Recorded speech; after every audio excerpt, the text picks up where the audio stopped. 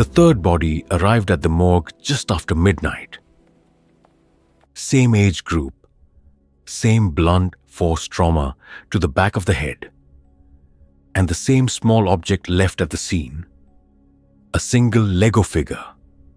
This actually happened in a quiet suburban town that, up until that year, had never experienced anything worse than petty theft. The first victim was a 17-year-old honor student named Daniel.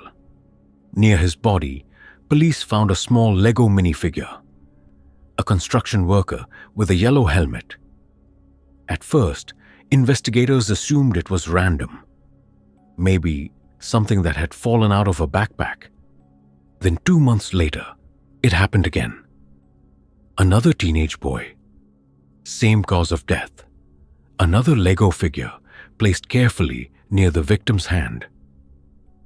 By the time the third body appeared, the town was in full panic. Agent Edmund Cowley from the regional FBI office was assigned to assist local law enforcement. He wasn't from the area, which made him immune to small-town politics. And that would turn out to matter. Inside the forensic lab, the medical examiner confirmed what they already suspected. All three were struck from behind, the doctor said. Heavy object, instant collapse. Officer Brad, a local cop, handed Cowley a small evidence bag. Inside was the Lego. This one had blood on it, Brad said quietly. Cowley stared at the toy. It didn't look random. It looked intentional. Whoever was doing this wanted that Lego to be found. The breakthrough came during a visit to Daniel's house. His parents were devastated. His mother fainted when she saw the agents. His father tried to answer questions through trembling lips. Cowley scanned the living room while Brad spoke to the father. That's when he noticed Daniel's younger brother, Jim, sitting cross-legged on the floor, playing with toys. Legos. Cowley crouched beside him. Those yours? He asked gently. Jim nodded. Then he pointed at one specific minifigure. Not that one. Cowley felt a cold sensation run down his spine.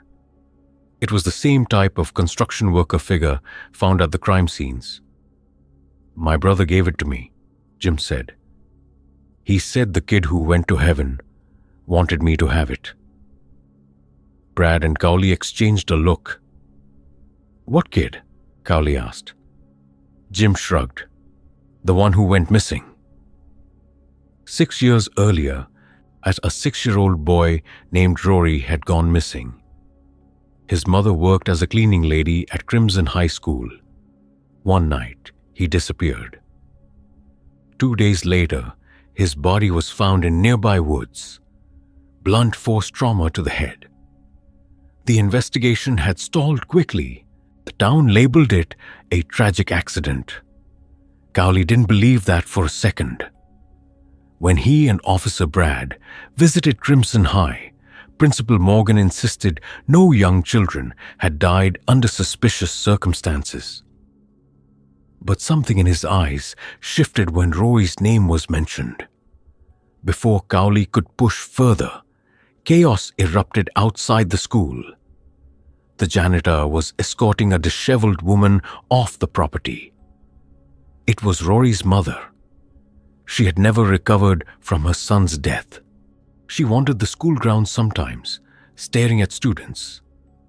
As Cowley approached her to ask questions, she looked at him, smiled faintly, and stepped directly into oncoming traffic. The impact killed her instantly.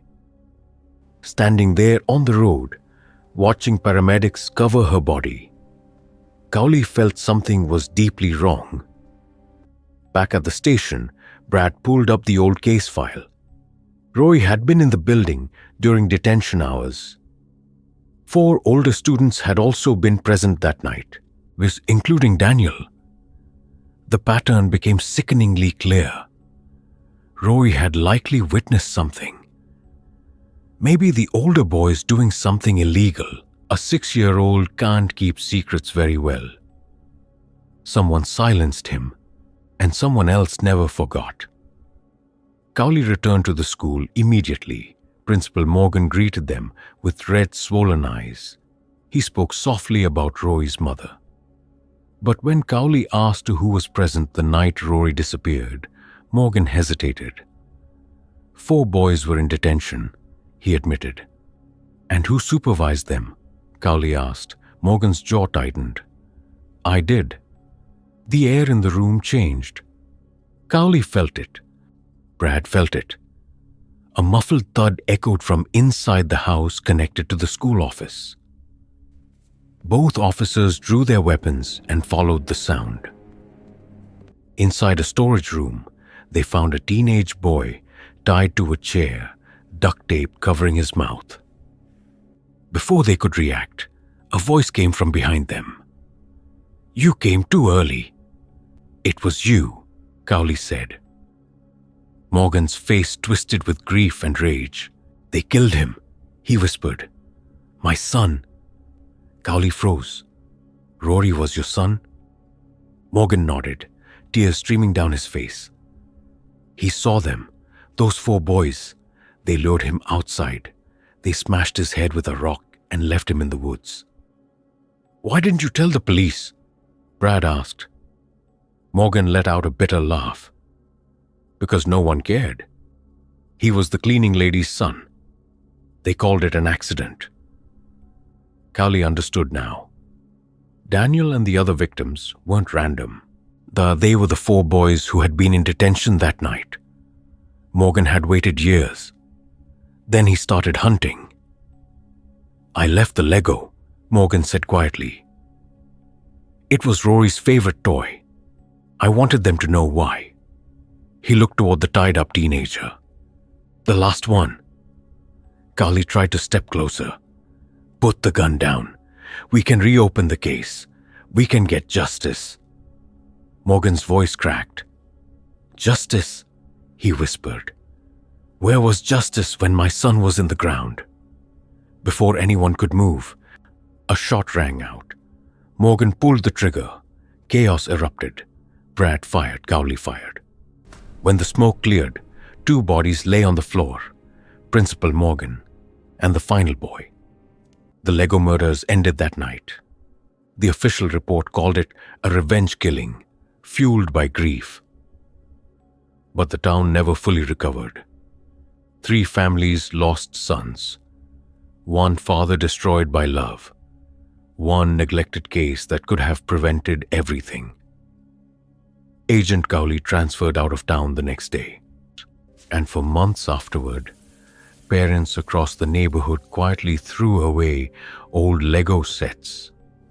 Because it's hard to look at a child's toy the same way when you know someone once used it as a signature for murder.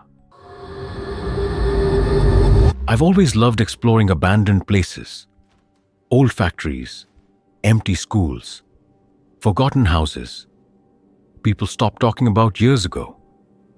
I never really believed in ghosts. To me, most haunted locations were just broken buildings mixed with imagination. That changed because of one house. People in my town called it the Lego house. I thought it was just another urban legend. I was wrong.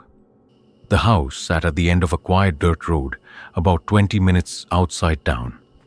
No nearby neighbors, no streetlights, just tall grass and trees slowly swallowing the property. According to online forums, a family had lived there years ago before suddenly disappearing.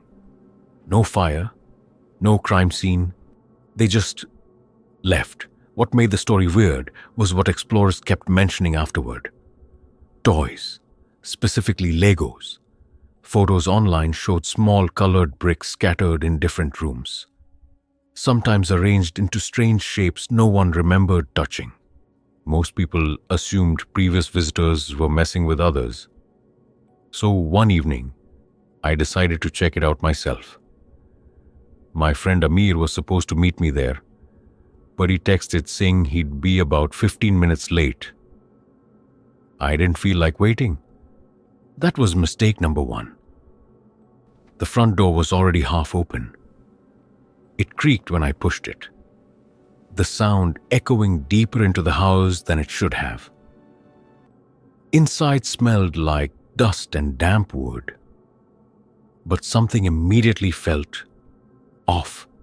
Abandoned houses usually look destroyed. This one didn't. Furniture was still standing, curtains still hung by the windows. Family photos remained on the walls, faded but untouched.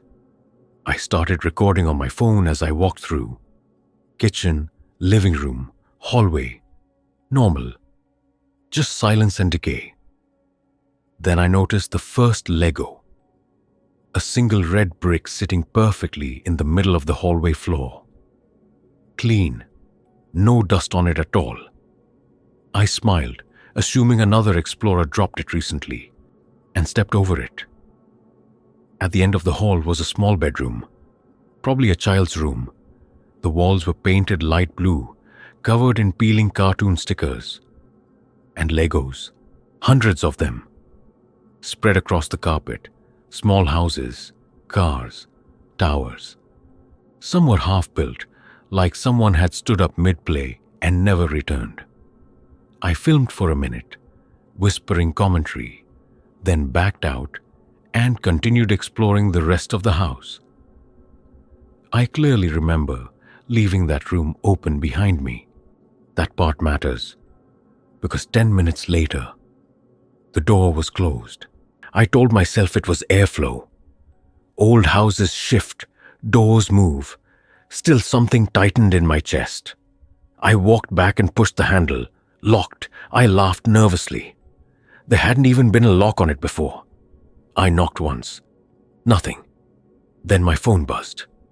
"Amir, I'm outside," he texted.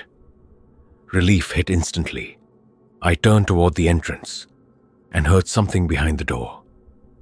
Plastic clicking, soft, slow, like pieces snapping together. I stopped breathing. The sound continued. Click, click, click, someone building something. I pressed my ear against the wood. A child's voice whispered from inside, very quiet, very calm. "Don't touch them."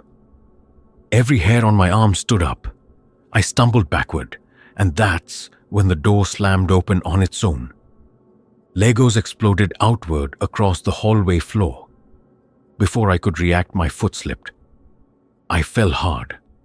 My hands and knees crashed directly onto the bricks. Pain shot through me instantly.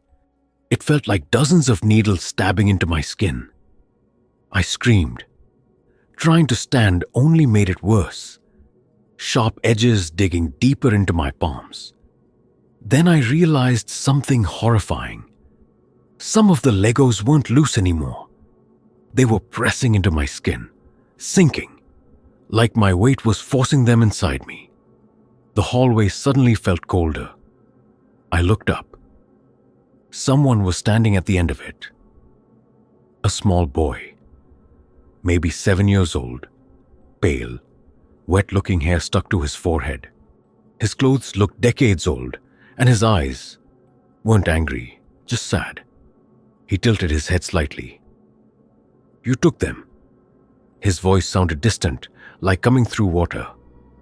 "I didn't," I stammered. Behind me, the bedroom door slowly creaked again. More clicking sounds echoed. Building. Always building. The boy took one slow step closer. Every Lego around me shifted, moving, sliding across the floor toward my legs. I scrambled backward, ignoring the pain tearing through my hands. "I'm leaving," I shouted. The boy pointed toward the floor beside me. A small Lego figure lay near my arm. I realized with horror. I must have picked it up earlier without noticing and dropped it when I fell. His voice barely rose above a whisper. "Don't take what isn't yours." Suddenly, someone grabbed my shoulder. I screamed and swung around. Amir. "What are you doing on the floor?" he said. Sunlight poured through the open front door behind him. The hallway looked normal again. No boy. No moving bricks.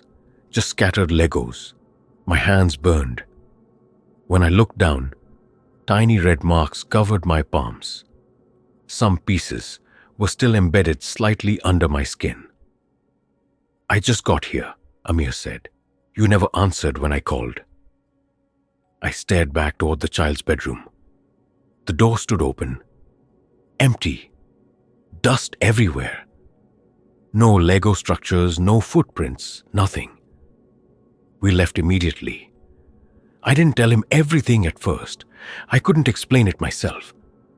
But later that night, while cleaning my wounds, I pulled something from my palm, a tiny blue Lego piece, old, faded, and warm. I searched the house history days later. A family had lived there in the early 2000s. Their young son reportedly died after choking during an accident involving small toy parts. I never went back.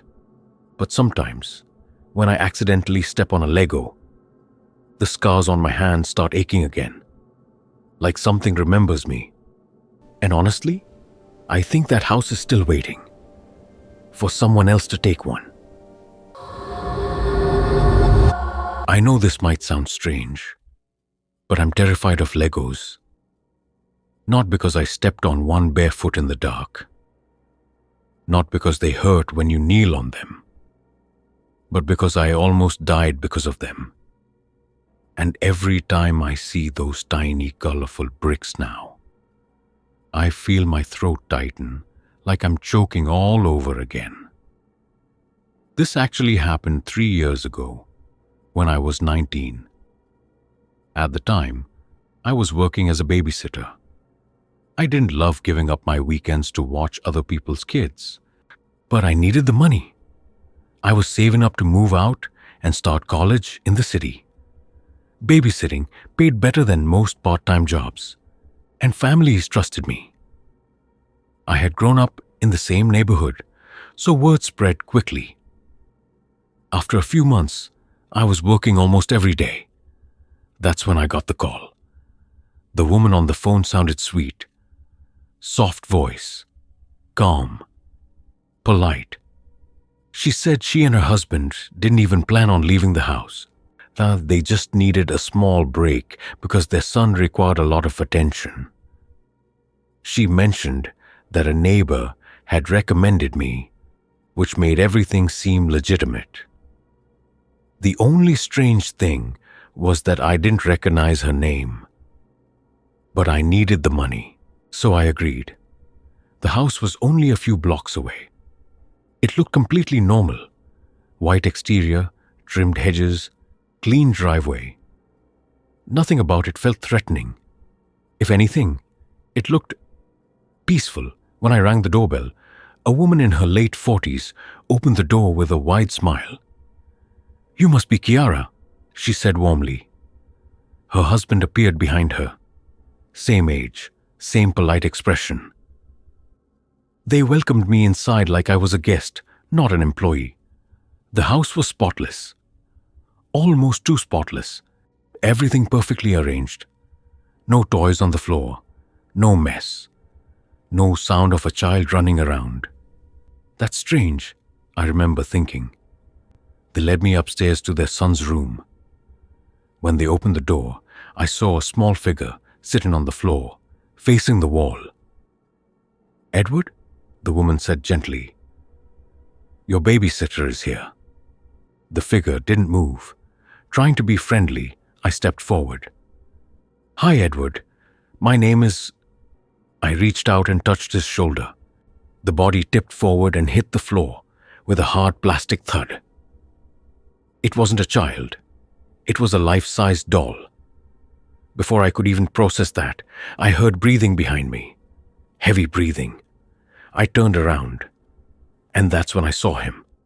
The real Edward.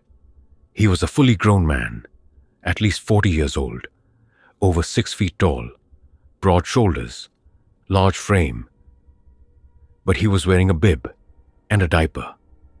His eyes were wide, childlike, but something inside them felt wrong. He smiled. "Are you my new toy?" My heart dropped into my stomach. I'm your babysitter," I said carefully. "We're going to have a nice afternoon, okay?" Behind me, I heard the door click shut, then lock. I rushed toward it. It wouldn't open. Edward giggled. "Daddy bought me Legos," he said excitedly. "We play now?" On the floor near his bed sat a giant plastic container filled with Legos. Thousands of them. I forced a smile. "Sure, we can play." He clapped his hands like a toddler. At first, but it was manageable. He dumped the Legos onto the floor and started building random piles. I stayed close to my bag, where I kept pepper spray for safety. I had never used it before, but I suddenly felt very glad I had it. Then Edward grabbed a handful of Legos and threw them at my face. They stung, but I didn't react. "Food game!" he shouted. He placed Legos onto a plastic toy plate and pushed it toward me. "You eat." My stomach turned. "Edward, that's not real food." His expression changed instantly. It was like watching a light switch flip. His smile vanished. Before I could move, he lunged forward. His hand tangled in my hair and yanked my head backward. With the other hand, he scooped up Legos and shoved them toward my mouth. "You eat," he screamed, "or no dessert." The sharp edges scraped against my lips. I clamped my mouth shut, but he was incredibly strong, much stronger than me. He forced 2 fingers between my teeth. I felt my jaw stretch painfully, and then the Legos poured in. Hard plastic pieces filled my mouth. I tried to spit them out, but he covered my mouth and nose with his hand. I couldn't breathe. The Legos pressed against the back of my throat. I gagged. I tried to cough, but there was no air. Panic exploded inside my chest. I remember the sound of my heartbeat in my ears, the room spinning, the taste of plastic and saliva. I kicked him as hard as I could. He stumbled backward, startled, and I fell onto the floor, coughing violently. A few Legos shot out of my mouth, but I had already swallowed several. My throat burned. Tears streamed down my face as I gasped for air. Edward started crying. "You're mean," he wailed. "I just feed you." The door suddenly burst open. His father stormed in. Behind him, his mother appeared, holding a kitchen knife. "How dare you hurt our son?" she screamed. I scrambled backward, my hands shaking as I reached into my bag. My lungs still felt clogged, my chest tight. "You play with him," she shrieked. "You don't hurt him." They weren't angry because he attacked me. They were angry because I defended myself. That's when I understood. They knew. They had locked me in that room on purpose. Edward rushed toward his mother like a child seeking comfort. "I feed her," he said proudly. "She eat." The woman looked at me with pure hatred. "You'll play nicely," she said, raising the knife slightly. "Or you won't leave at all." My fingers finally wrapped around the pepper spray. I didn't hesitate. I sprayed directly into her face. She screamed and dropped the knife. The father lunged toward me, but I sprayed him too. Edward began shrieking in confusion. I didn't wait. I ran. Down the stairs, out the front door, into the street. I collapsed on the sidewalk, choking and gagging. Neighbors came running. Someone called an ambulance. At the hospital, doctors told me I had swallowed multiple small plastic pieces. If I had inhaled instead of swallowed, I could have suffocated. They said I was lucky. The police investigation revealed something far worse. Edward had been kidnapped when he was a teenager. The couple had taken him and raised him in isolation, treating him like a permanent child. They had a disturbing obsession with keeping him young. They hired babysitters not for supervision, but for entertainment. I wasn't the first, but I was the first who survived. Edward didn't understand what he was doing. To him, it was a game. Feeding, playing. The real monsters were his so-called parents. They were arrested. Edward was taken to a psychiatric facility. For months afterward, I had nightmares about choking. I couldn't eat properly. Every time I swallowed food, I felt phantom edges scraping my throat. And Legos? I can't even walk down the toy aisle without feeling sick. People laugh when I tell them I'm afraid of them. They think it's ridiculous. But sometimes, late at night, I still wake up gasping for air, feeling plastic in my mouth, and hearing a grown man's voice whisper, "Play."